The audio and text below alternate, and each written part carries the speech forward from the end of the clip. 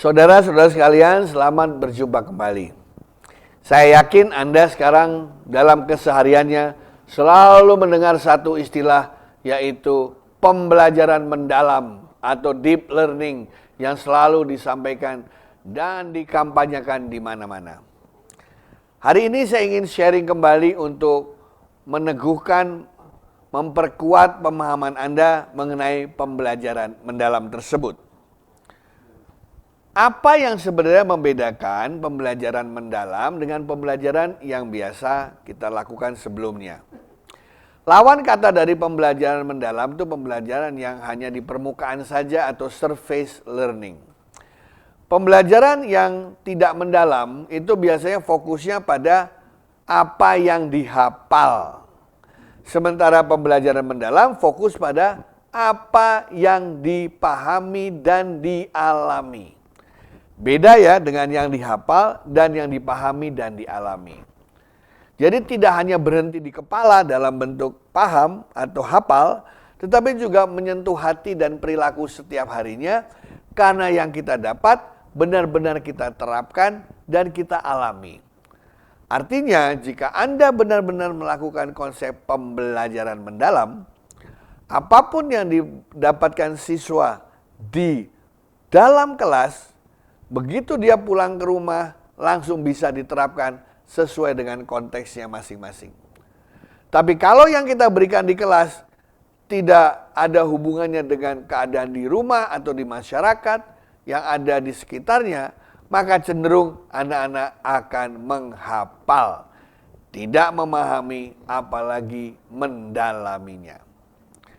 Nah, pembelajaran mendalam di tiap negara memiliki karakter yang berbeda-beda. Di Indonesia memilih pembelajaran mendalam sebagai integrasi atau gabungan antar 3 konsep pembelajaran penting yang disebut sebagai pembelajaran berkesadaran, mindful learning, pembelajaran bermakna, meaningful learning, dan pembelajaran yang menggembirakan atau joyful learning. Mari kita kupas satu persatu. Mengapa kesadaran menjadi elemen penting dalam proses belajar? Sebab kalau Anda belajar tanpa berkesadaran, itu ibarat suatu aktivitas yang rutin saja. Saya sekolah karena disuruh ayah ibu.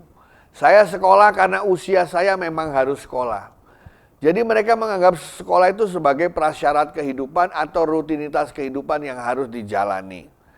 Mereka tidak merasa sadar bahwa mereka sekolah itu adalah pada dasarnya untuk kebutuhan dan manfaat bagi mereka sendiri. Bukan untuk orang tuanya, bukan untuk guru-gurunya, dan lain sebagainya. Jadi mereka harus belajar itu karena senang, karena suka, karena sadar, bukan karena disuruh. Nah, kalau disuruh itu nanti akan menghasilkan rutinitas tanpa makna. Tetapi kalau mereka sadar mengapa mereka harus ke sekolah dan belajar, maka mereka akan menjadi pribadi yang bertumbuh. Nah, pembelajaran baru bisa mindful bagi mereka apabila mereka tahu fungsinya untuk apa. Karena kalau ditanya anak-anak sekarang mindful tuh kalau apain? Kalau main game katanya. Main game tuh nggak disuruh, mereka sudah benar-benar masuk ke dalam proses itu, merasuk proses main game itu dalam dirinya. Sehingga lupa makan, lupa belajar, lupa tidur. Bisa tidak kita membuat peristiwa belajar itu menjadi sesuatu yang benar-benar membuat mereka kasmaran atau membuat mereka kerasukan belajar. Bahasa UNESCO-nya adalah addicted to learn, ketagihan belajar karena mereka suka. Sekarang yang kedua yaitu pembelajaran yang bermakna. Maksudnya apa pembelajaran yang bermakna itu? Suatu pembelajaran baru akan bermakna bagi mereka yang menerima pembelajaran itu atau mengalami proses pembelajaran itu apabila yang dijalani benar-benar langsung diterapkan dalam kehidupannya. Jadi tidak ada gap antara yang mereka pelajari dengan yang mereka alami dan mereka jalani dalam kehidupan sehari-hari. Dengan cara demikian, mereka jadi paham bahwa saya belajar itu untuk membuat saya bisa survive, bisa beraktivitas dengan baik dalam dunia saya. Belajarnya di sekolah, diterapkannya kan di masyarakat, di keluarga, di komunitas, dan lain sebagainya. Inilah tantangan bagi para guru. Guru biologi, guru fisika, guru kimia, guru bahasa Indonesia, guru bahasa Inggris, termasuk guru-guru tematik. Untuk bisa mencari tema-tema, mencari contoh-contoh real, nyata di dalam dunia keseharian peserta didik. Agar yang kita berikan di kelas benar-benar relevan dengan yang mereka butuhkan dan mereka alami ketika sampai di rumah dan hidup di masyarakat. Baru yang ketiga adalah belajar yang menggembirakan dan menyenangkan. Menggembirakan dan menyenangkan bukan berarti mereka setiap hari harus tertawa-tawa. Bukan artinya setiap hari mereka harus tergelak-gelak, bukan. Yang dimaksud dengan kegembiraan di sini adalah otak mereka itu terbuka untuk menerima informasi apapun. Mindset mereka open. Orang yang gembira pasti akan menerima berbagai tawaran, berbagai kemungkinan. Lihatlah bagaimana gembiranya ketika kita ulang tahun dan berkumpul dengan sahabat-sahabat kita. Apapun yang terjadi selama 2-3 jam kita berkumpul, semuanya serba menyenangkan.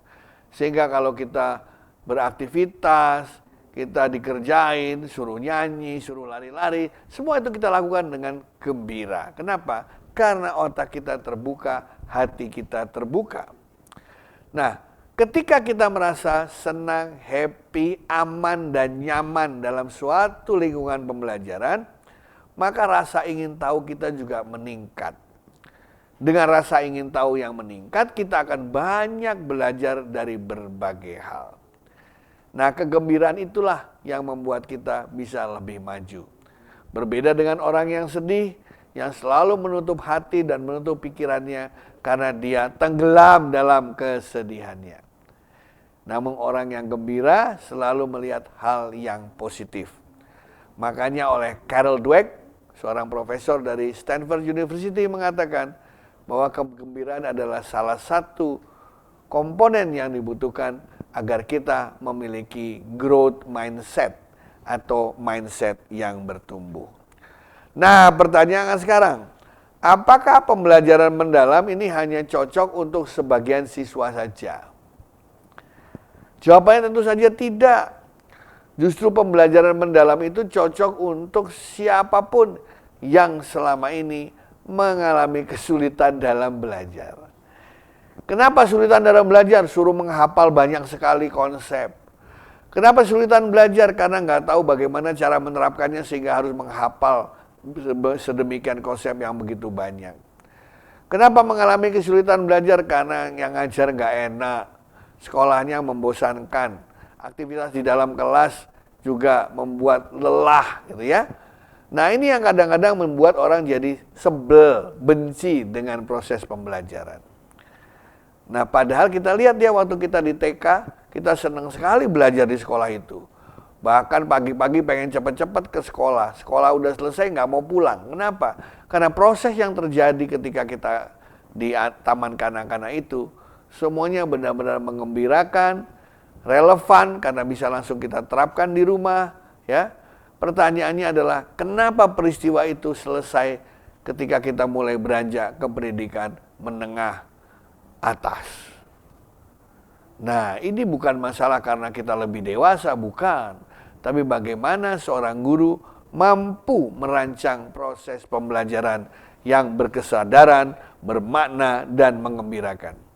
Ingat ya, SMP SMA itu kan anak-anak berusia antara 13 menuju 17 tahun, 12 menuju 17 tahun. Di mana mereka siap-siap menjadi orang dewasa. Artinya guru memiliki tugas untuk mendampingi mereka agar mereka suka dengan proses belajar. Nah, disitulah maka peran proses pembelajaran mendalam itu sangat penting bagi mereka. Tidak ada masalah kehidupan yang bisa diprediksi kan? Pasti akan berhadapan dengan berbagai masalah yang beda-beda nantinya. Tapi karena kita biasa berpikir secara mendalam, terbiasa mengambil keputusan, maka kita tidak akan canggung ketika nanti berhadapan dengan berbagai masalah kehidupan. Salah satu cara belajar atau salah satu strategi belajar yang diterapkan dalam pembelajaran mendalam adalah yang dinamakan sebagai refleksi. Refleksi adalah jantungnya dari proses pembelajaran mendalam. Kenapa? Karena setiap kali siswa melakukan sesi-sesi pembelajaran, ada waktunya dia harus berhenti sejenak dan merefleksikan dirinya. Apakah saya sudah mendapatkan sesuatu yang baru? Apakah sesuatu baru yang saya dapatkan ini benar-benar bermanfaat bagi saya dan bisa saya terapkan? Bukankah belajar itu adalah perubahan yang relatif permanen terhadap perilaku atau potensi peserta didik? Dari tidak tahu menjadi tahu, dari tidak mau menjadi mau, dari tidak tertarik menjadi tertarik. Dan hasil dari refleksi itu adalah umpan balik yang luar biasa bagi para guru, karena itu merupakan bagian dari evaluasi formatif. Oleh karena itu, para guru sekalian, pastikan bahwa dalam menjalankan aktivitas pembelajaran mendalam, Anda paham menggunakan strategi refleksi individual siswa untuk membuat pembelajaran menjadi lebih berkualitas dari masa ke masa. Sekian dan terima kasih.